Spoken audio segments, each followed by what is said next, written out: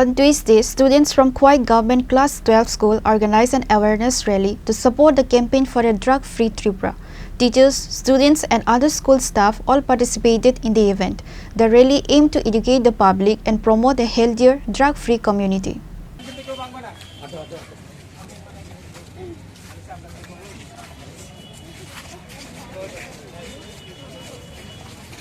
Beside the rally, a 7-day NSS camp was conducted at the Khowai Government Class 12 School. Today on Tuesday was the last day of the camp.